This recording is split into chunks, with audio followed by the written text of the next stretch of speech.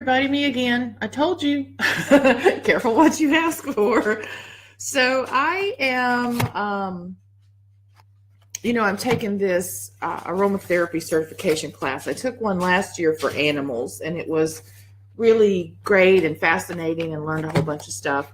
I'm now taking one that is part of French aromatherapy.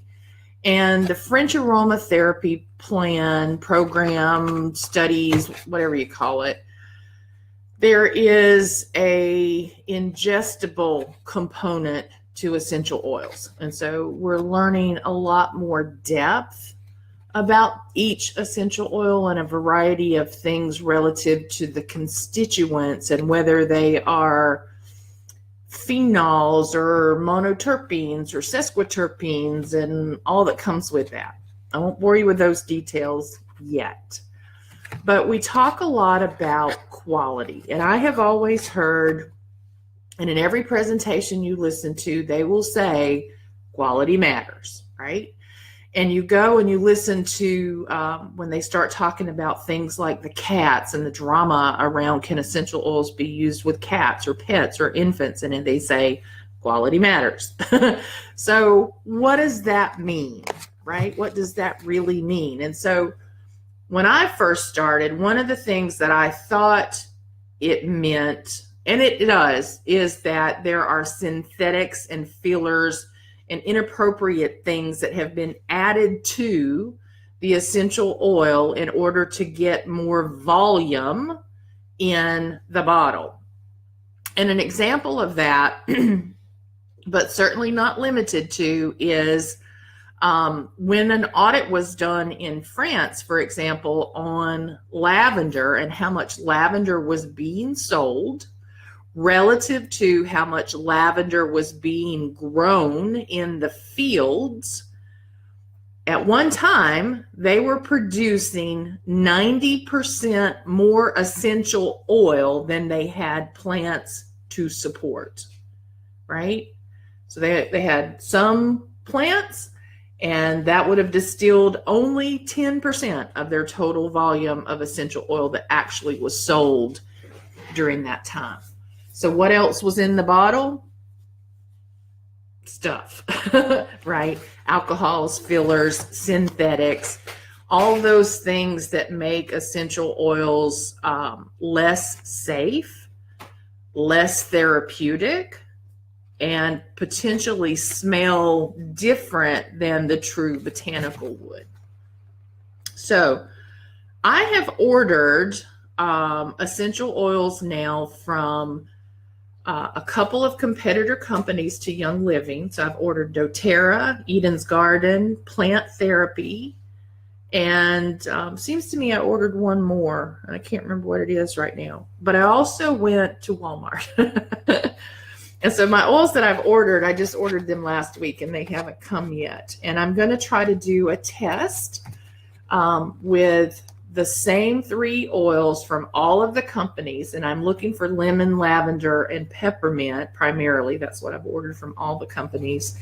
Except when I went to Walmart today, they had a Better Homes and Gardens version, but they did not have lavender. They were actually sold out of the lavender. So I'll check back and see that. But I want to show you a couple of things as I go into this conversation.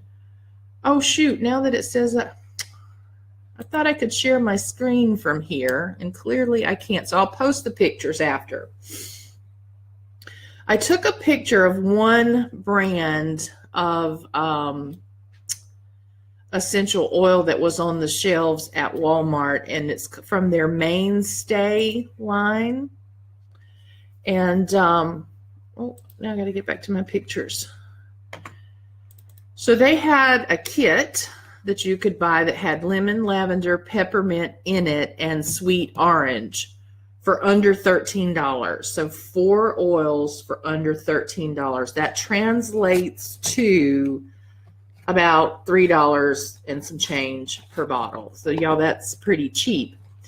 I didn't buy it because it's not going to pass my test straight out of the gate, because when you look at the back of the box and you read the label, it said they are all blended with coconut oil. So in that bottle may be what began as lavender. It could easily be something else. It could be lavandin. It could be synthetic lavender.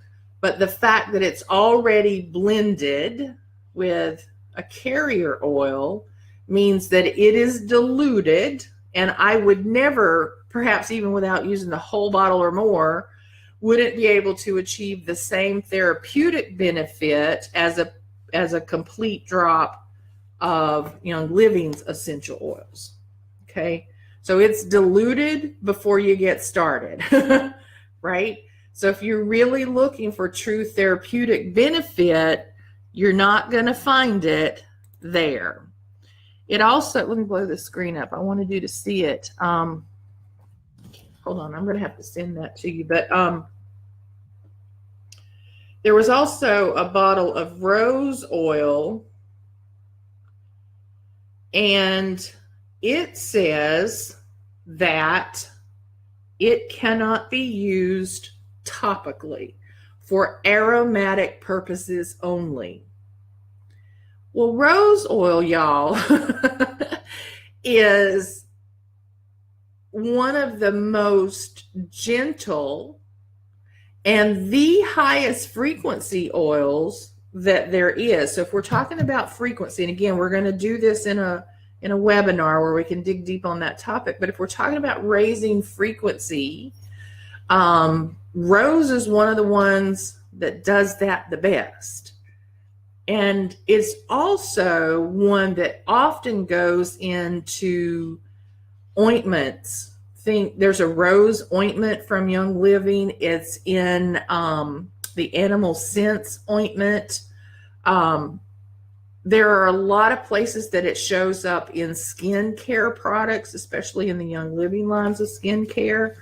But rose is also at risk of environmental, ecological damage kind of thing. So the harvesting of that needs to be done extremely carefully, extremely professionally, and all that comes with that. But the fact that you're looking at a bottle for $4.97 that says it can't be applied to the skin should be your first concern, right? Because ideally, that's what it's used for. And the same is true of lavender from that same brand. I've read the bottle of lavender. In fact, I had one somewhere that I bought years ago to show. It says skin irritant. Well, we know that lavender is one of the most healing oils available, right? That it helps heal the skin. And so if we can't put it on the skin, then what else is in that bottle? What else did they put in that bottle that then made it not its authentic self and what its real purpose in the world is all about? And so that takes you into it's just fragrance. It's probably synthetic fragrance in that category, right? So I bought these Better Homes and Garden versions of lemon, peppermint, and frankincense too, and I'm going to start them in my test. I'm not going to open them. I'm not going to open the bottles because they're going to go in the freezer first, because a pure, authentic essential oil generally would not freeze. The things that would freeze would be the other chemicals or water or alcohol wouldn't freeze, but some of the other things that they have added in might, and that will help begin the process of knowing whether what we think is in the bottle is authentic or not, right? It's part of the first steps of the process. But I'll also read to you here. So where is their frankincense? So we know that frankincense is not only a very spiritual oil, but it is an oil that helps at the cellular level of our bodies, right? It is a healing oil. And this oil says may be a skin irritant, not intended for topical or internal use. Now, Young Living has our Vitality line, and there is a Vitality frankincense, there is a Vitality lemon, there is a Vitality peppermint, among many other Vitality oils that have been approved by the FDA for consumption, for ingestion, for dietary use, right? None of these are labeled for topical or ingestion. Now, the law says, federal laws say, you can't have a product that is both topical and aromatic and also ingestible labeled on the same bottle. So that's why a few years ago, Young Living went down the path of separating out the oils and having their Vitality line created and approved as safe to ingest. And so that's that Vitality line. So whenever you hear us talking about oils to ingest,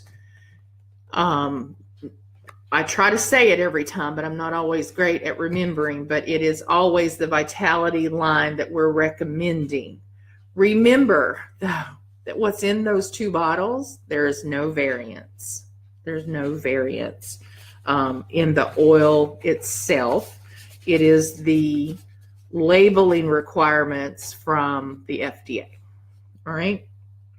So the fact that I start looking at oils that I know have both skin usage and internal usage options in the Vitality line, and we're looking at those oils and we're comparing them against competitor products, and those products come out of the gate, even before I open the box, and say, cannot be used topically, cannot be used internally, for aromatic purposes only. Let me tell you, I don't want to be breathing that in. And I certainly don't want infants and my pets to be breathing that in. Remember, they are more sensitive to this sort of thing than you and I are.